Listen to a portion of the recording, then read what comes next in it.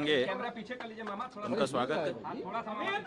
अगर कोई जांच की जा रही है तो उसमें हम लोग सहयोग करेंगे,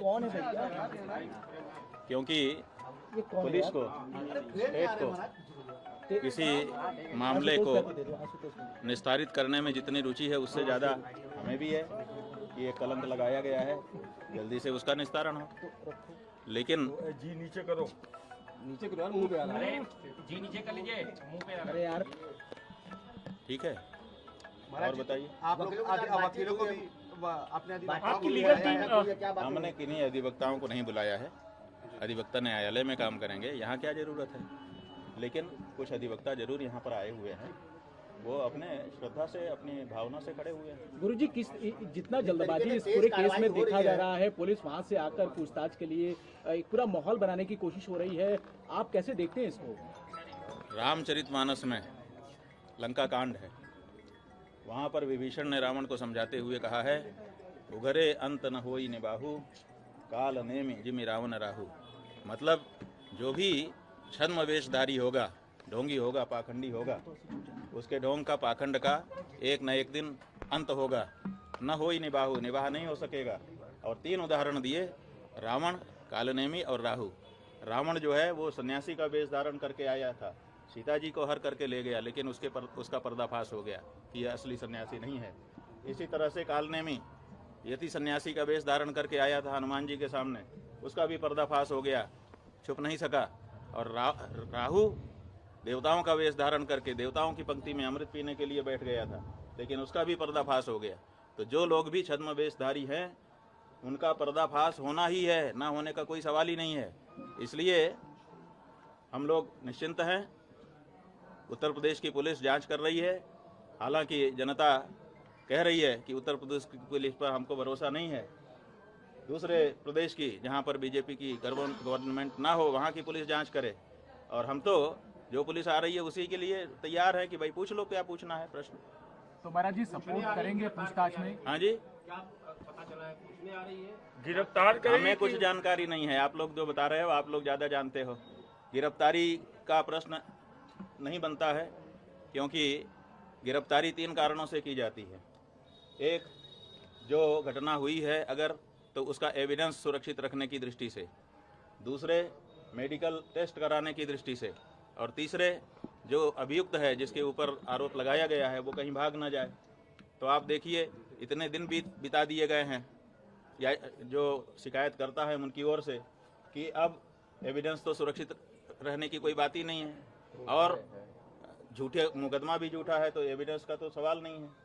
दूसरे है कि मेडिकल टेस्ट, अब इतने दिन के बाद मेडिकल टेस्ट का भी तात्पर्य समाप्त हो चुका है, और हम कहीं भागे नहीं जा रहे हैं, हम तो यहाँ सामने आपके उपस्थित हैं, हर तरह का सहयोग करने के लिए तैयार हैं। इसलिए गिरफ्तारी का कोई प्रश्न नहीं है।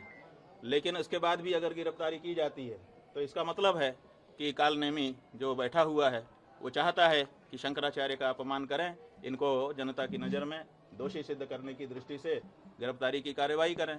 तो वो भी, हम तो पुलिस का कोई विरोध नहीं करेंगे, हम उसका सहयोग करेंगे। वो जो करेंगे जनता तो सब देख रही है। देखिए 3 कोर्ट है हमारे लिए, एक निचली कोर्ट है, एक मिडिल कोर्ट है और एक हाई कोर्ट, सुप्रीम कोर्ट है। तो जो निचली कोर्ट है वो जनता है, जनता सब देख रही है, वो निर्णय देने वाली है। जो मिडिल कोर्ट है, हाई कोर्ट, वो हमारा हृदय है, हम जान रहे हैं कि हम गलत हैं कि नहीं हैं। और तीसरे ईश्वर है, सुप्रीम कोर्ट, वो भी देख रहा है कि कौन गलत है कौन सही है। तो ऐसी परिस्थिति में तीनों कोर्ट से हमको क्लीन चिट है। हमारा अंतःकरण हमारे साथ है, स्पष्ट कह रहा है कि तुम निर्दोष हो। ईश्वर की तरफ से भी हमको वही सूचना है और जनता की ओर से भी। तो जो झूठ है वो अंत में निकल ही जाता है, पता चल ही जाता है कि ये सब बनावटी था। उगरे अंत न होई निबाहु हमने बता दिया। तो जो कहानी गढ़ी गई है वो आज नहीं तो कल, कल नहीं तो परसों झूठी सिद्ध हो जाएगी। महाराज जी, आपने कहा कि आपको यूपी पुलिस के जांच पर भरोसा नहीं है, किस एजेंसी के जांच पर आपको भरोसा है? बात यह है, प्रयागराज में लगातार धरने पे बैठे रहे, ये घटना कब हो गई जो बता रहे हैं कि दो बच्चों के साथ इस तरह की घटना हो? बात यह है कि हम तो आप लोगों के कैमरों की जद में थे। जो प्रयागराज का स्थान है, उस प्रयागराज में चप्पे चप्पे पर सीसीटीवी लगा है। आप लोग निकलवाइए मेला अधिकारी के यहाँ से कि कितने रुपए का सीसीटीवी खरीदा गया है। और वो कितनी जगह पर लगाया गया है और उसकी फुटेज कहाँ है।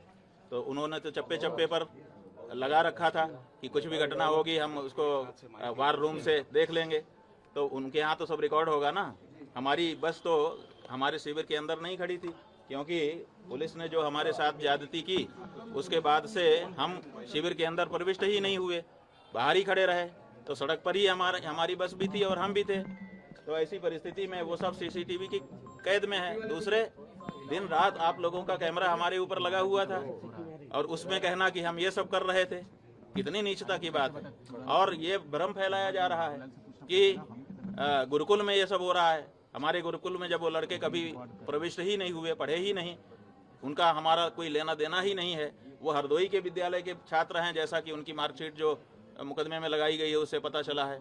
तो जब वो यहाँ पढ़ते नहीं हैं, लिखते नहीं हैं, आए नहीं है, गए नहीं है, यहाँ से कोई उनका लेना देना नहीं है, तो उनके साथ कैसे कोई कुछ कर सकता है। और तीसरी बात यह है कि ये कह करके भ्रम फैलाया जा रहा है कि सीडी है, सीडी है। वो सीडी किस चीज़ की है, वो उसको क्यों नहीं सार्वजनिक किया जाता है। कहा जाता है कि बच्चों के साथ अन्याय हो रहा था और बच्चे जो है वो निकल करके गए, हमको आकर के उन्होंने बताया। जैसा कि देखिए कोर्ट में क्या है हम नहीं बता रहे हैं, लेकिन जो सार्वजनिक रूप से आशुतोष ब्रह्मचारी ने कहा है उसके आधार पे हम आपको बता रहे हैं कि वो कह रहे हैं कि बच्चों ने आकर के हमको बताया कि हमारे साथ ये हो रहा है और फिर सीडी भी लेके आए बच्चे। इसका मतलब बच्चे सीडी बना रहे थे। कौन बना रहा था सीडी? बच्चे बना रहे थे या कोई दूसरा ही बना रहा था? तो ये सब ऐसे सवाल हैं जिनका जवाब आने वाले दिनों में पूछा जाएगा और उनको जवाब देना पड़ेगा। महाराज जी किस एजेंसी पर आपको भरोसा है? ये बात ये है बंधु, इसको समझिए और आपके माध्यम से जनता भी समझे कि सनातन धर्म को नष्ट करने के लिए कुछ लोग चोला पहन करके आ गए हैं, अपने आप को हिंदू हिंदू कह रहे हैं। उनका काम हिंदुओं का नहीं है, वो हिंदुओं के विरोध में काम कर रहे हैं, लेकिन अपने आप को हिंदू सिद्ध करके कर रहे हैं। जब विधर्मी चोट नहीं पहुंचा सके तो हिंदू चोला पहन करके हिंदू धर्म को नष्ट करने के लिए कुछ लोग आगे आए हैं और वो इस समय कारगर रूप से अपना काम कर रहे हैं। एक शंकराचार्य नाम की संस्था है, 4 शंकराचार्य जो देश में हैं, वही सत्य सनातन धर्म की बात इस समय कह रहे हैं। अब इनके मन में है कि अब हमने सबको अपने वश में कर लिया, अब शंकराचार्यों पर बस में कर लें। अब शंकराचार्य बस में आएंगे नहीं, क्योंकि वो तो सत्य सनातन धर्म की बात करेंगे। तो अब उनके ऊपर प्रहार करो, तरह तरह की बात करो, ताकि उनकी मर्यादा खत्म हो और मर्यादा समाप्त होने के बाद फिर जनता से वो हट जाएं और उसके बाद हम एकाधिकार करके जो हम कहें वही धर्म हो। हम जिसको कह दें कि ये धर्म है वो धर्म हो जाए और जिसको हम कह दें कि ये अधर्म है वो अधर्म हो जाए। तो ये जो प्रक्रिया चल रही है उसी के अंतर्गत जैसे हम गौ हत्या बंदी की मांग उठा रहे हैं। अब बहुत सारे महात्मा है जो कह रहे हैं कि हम सत्ता के साथ हैं। अरे भाई, सत्ता के साथ रहो, कौन मना करता है, लेकिन जो गौ हत्या को समर्थन देने वाली सत्ता है, जिस सत्ता के समय में गौ हत्या बढ़ रही है, जिस समय गायों की संख्या घट रही है, जिस समय बीफ का निर्यात बढ़